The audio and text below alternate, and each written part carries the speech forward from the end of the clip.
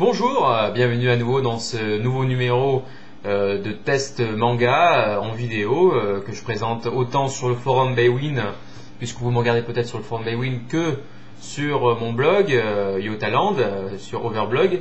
Donc je vous présente aujourd'hui un autre manga qui est, attention, voilà, on voit pas très bien comme d'habitude, hop hop hop hop, me voilà, c'était, oui, bien sûr c'est écrit à l'envers, c'est normal car j'ai pris une asymétrie différente, c'est Evangelion.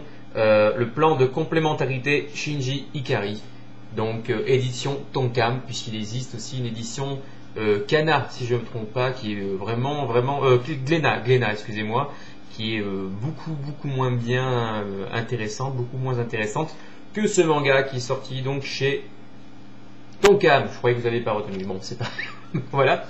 Donc qu'est-ce que c'est que ce manga sur Evangelion? Encore une fois, vous allez me dire, c'est la suite du manga qui paraît chez Glénat? Ben non, bien sûr que non.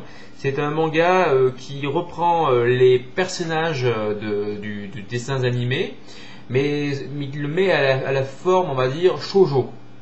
Voilà, c'est-à-dire shonen shoujo, puisqu'il y a quand même, c'est plutôt pour les garçons, on va dire, ce type de manga, sauf que c'est très romantique.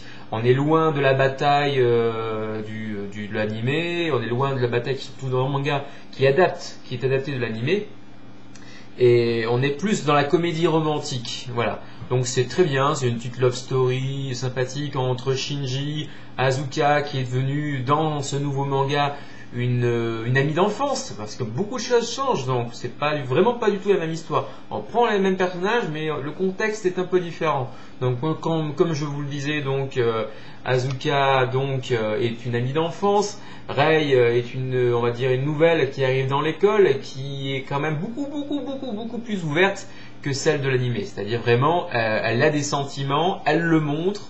Elle est loin du personnage que l'on connaît dans l'animé. Hein. Elle le montre, elle se bat entre guillemets pour l'amour de Shinji. Asuka, qui est une amie d'enfance, donc comme dans tous les mangas de comédie romantique, l'amie d'enfance est amoureuse du héros, donc Shinji, bien entendu. Donc on ne sait vraiment pas comment ça va se terminer par rapport à l'histoire que l'on connaît, puisque bon, on sait a priori par rapport au film que même si les films, on ne sait pas encore s'il faut qu'on s'y accroche, puisqu'il y a des nouveaux films qui sortent avec une nouvelle fin.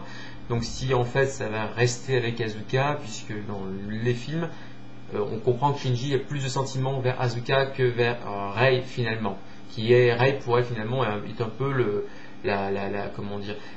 sa mère, on va dire, sa mère qui a été reproduite, recréée, reclonée.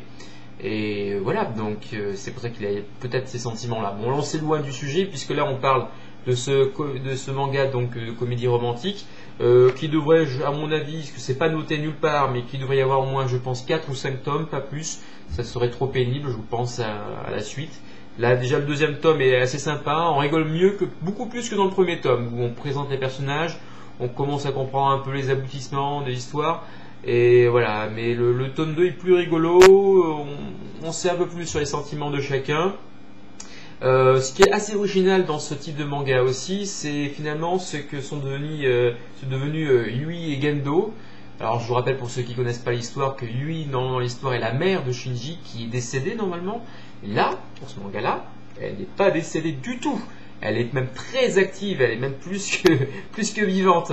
Et Gendo qui est Ikari Gendo, qui est en fait le père de Shinji, et qui est vraiment, et comme dans l'animé, c'est-à-dire très refermé, il a toujours les lunettes noires, on voit jamais ses yeux, toujours. Voilà, vous aurez compris. Bon, hein, j'ai pas les lunettes noires, mais activer le plan de complémentarité. Voilà, vous avez compris. D'accord. Bref, voilà. Donc c'est un manga formidable. Moi j'ai beaucoup aimé. C'est une comédie romantique, donc c'est très drôle. Il y a beaucoup de sentiments aussi. C'est une autre manière de voir l'histoire originale. Gendo, comme je le disais, parce que j'ai pas terminé la phrase d'avant, excusez-moi. Gendo, donc en fait, se fait rétamer par Yui assez souvent, parce qu'il joue les prophètes entre guillemets. Bref, il se met un peu en avant et puis il se finit par terre parce que Yui leur a donné de bonnes claques. Alors c'est très rigolo de voir en fait tous ces personnages que l'on connaît apparaître avec voilà, des choses différentes.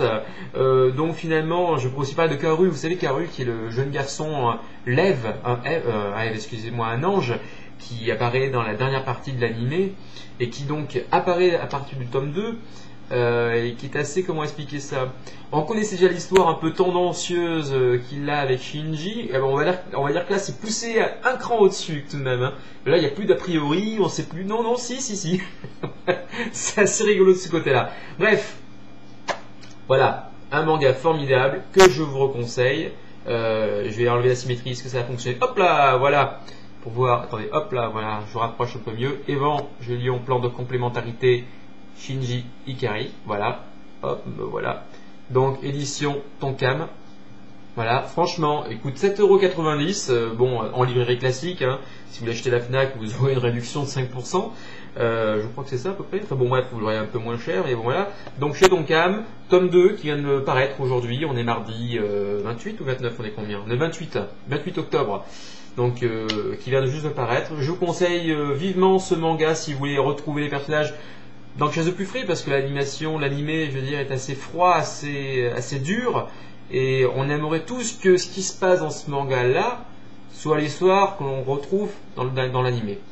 Je ne désespère pas d'ailleurs qu'il n'y ait pas d'animé qui nous sorte de ce manga-là, parce qu'il est assez rigolo, bien foutu finalement. Et bref, on fait tellement de choses avec des mangas, avec les mangas qui sortent au Japon, qu'on pourrait se dire, tiens, peut-être pourquoi il y aurait une série tirée de ce manga.